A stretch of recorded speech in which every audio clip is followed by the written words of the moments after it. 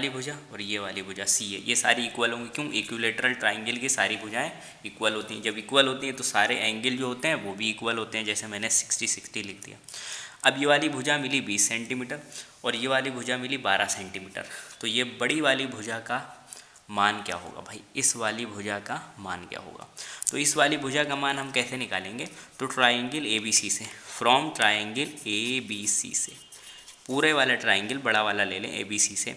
हमें BC की value नहीं पता, तो BC की वैल्यू निकालने के लिए हम यूजिंग पाइथागोरस थ्योरम या पाइथागोरस प्रमेय का उपयोग करेंगे। तो पाइथागोरस क्या होती है? BC जो है इसका हाइपोटेन्यूस है, क्योंकि यहाँ 90 सॉरी BC नहीं, इसका हाइपोटेन्यूस, इसका AB हाइपोटेन्यूस है। तो BC का स्क्वायर क्या होगा भाई? BC का स्क्वायर क्या होगा? AB के स्क्वायर में से अगर हम माइनस कर दें AC का स्क्वायर। अब AB क्या है? AB यहाँ पर हाइपोटेन्यूस है, क्योंकि परपेंडिकुलर लेंथ ये वाली है और 90 की डिग्री यहाँ का एंगल यहाँ बन रहा है। इसके ठीक सामने की भुजा ये वाली जो होती है वो हमारी कहलाती है हाइपोटेन्यूस या कर्ण। तो कर्ण ये है, और इस वाले को क्या माने? इसको आधार मान लें, और ये वाले को क्या? लंब मान लें।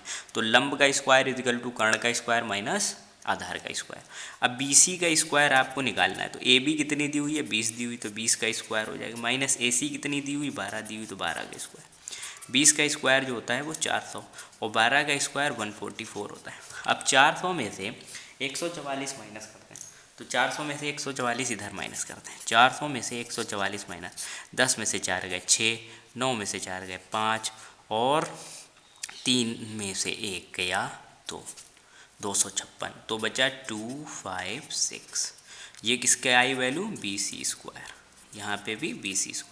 तो BC की वैल्यू क्या आ जाएगी? BC जो है स्क्वायर रूट हटके उधर, स्क्वायर हटके उधर स्क्वायर रूट बना लेता है, ऐसे 256। तो 256 किसका स्क्वायर होता है? स्क्वायर रूट होता है 16 × 16 का, यानी अब BC की वैल्यू क्या आ जाएगी? 16 सेंटीमीटर। तो ये वाली भुजा जो है अपनी 16 सेंटीमीटर आ गई। अब हम एरिया निकालते हैं।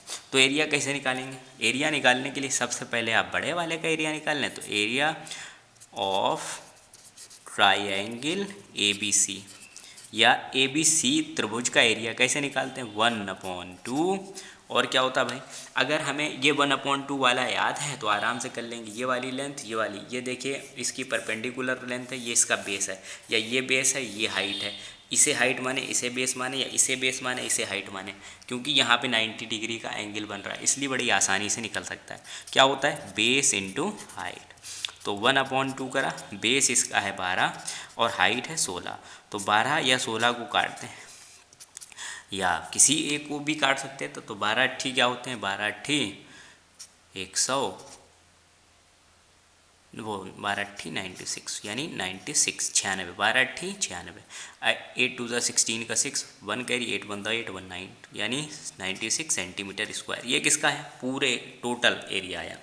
अब हमें क्या निकालना है? एरिया ऑफ ट्राइंगल ACM या इक्विलेटरल ट्राइंगल का एरिया। ये जो इक्विलेटरल क्या होता है भाई? फार्मूला √3/4 इंटू साइड का स्क्वायर, एक साइड है 12 तो उसका स्क्वायर, यानी √3/4 इंटू 12 का स्क्वायर। क्या मतलब? 12 × 12 और 4 एकम 4, 4 तियाँ 12, 12 तियाँ 36।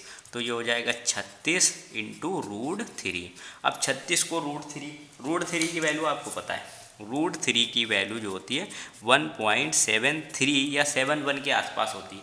जो अभी एग्जैक्टली आपको वैल्यू मिल जाए उस हिसाब से उस वैल्यू में अगर आप पुट कर दें तो उसकी आपको मान मिल जाएगा। तो अब √3 को अगर हम मल्टीप्लाई करें, √3 की वैल्यू 1.73 को मल्टीप्लाई करें 36 से, तो आता है 62। सॉरी, मोबाइल से करना पड़ता है सारा काम, क्योंकि इतना मल्टीप्लाई करने के बाद टाइमिंग बचती नहीं। तो आ रहा है क्या अपना? 62.28। क्या आ रहा है? 62.28 सेंटीमीटर स्क्वायर। 36 को हमने मल्टीप्लाई करा √3 की मैंने यहाँ वैल्यू दे दी। अब जब आपने मल्टीप्लाई कर लिया तो ये वाला एरिया निकला इस पोर्शन का और पूरा एरिया निकला है 96। तो एरिया ऑफ शेडेड पोर्शन क्या होगा? रंगे स्थान का एरिया। रंगे स्थान का एरिया क्या होगा? रंगे स्थान यानी शेडेड पोर्शन। शेडेड पोर्शन का एरिया क्या होगा? बड़ा वाला एरिया, यानी area of triangle triangle A B C के एरिया में से ट्राइंगल ए सी एम का एरिया माइनस कर दें। ये एरिया लिखे हुए हैं, एरिया के एरियाज आप एस लगा के कर सकते हैं, एरियाज हो जाता है। तो ट्राइंगल ए सी बी कितना है 96 सेंटीमीटर स्क्वायर, उसमें से आपको माइनस करना है 62.28 सेंटीमीटर स्क्वायर।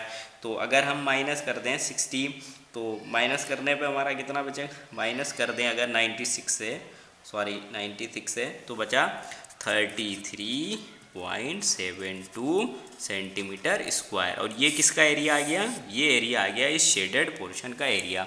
इस तरीके